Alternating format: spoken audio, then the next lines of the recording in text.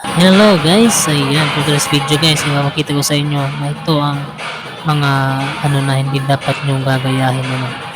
At sa yung talagang ano na kayo, yung full na kayo dun sa pinaka pagod na kayo. At pinaka mabigat na kasi ito guys, ano. At meron siyang 220 pounds no. Sagad na sa akin to. Kaya nahirapan ako dyan. At saka pinakamahirap din talaga dito ng machine na to guys. Ito ang pinakamahirap na machine.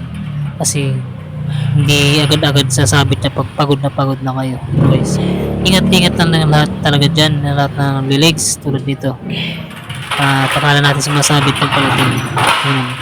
Ayun, di ba? Yan ang sinasabi ko guys na mahirap. Paano kung hindi yung hindi siya sumabit, di ba?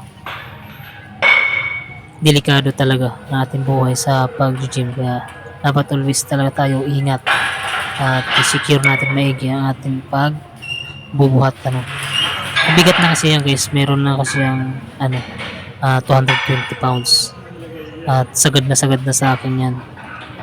At hindi talaga ako mahilig sa machine, na-try ko lang dyan sa machine at dyan na pala. Ayun. Pero ako sa Diyos at hindi naman na ang ating legs ayos naman siya. Kasi pang 4 set na kasi yan dyan guys. Ang ating pag squat. At may 220 pounds tayo. At medyo mahirap din talaga pag hindi tayo nag-iingat. Kaya dyan sa mga nagbuhat, ingat-ingat na tayo. At yun, hanggang dito ang video. Ito pa naman sa inyo, pinakita ko lang sa inyo na dapat talaga mag-ingat pag tayo nag-exercise guys. At yan, thank you very much at don't skip my ads. Thank you.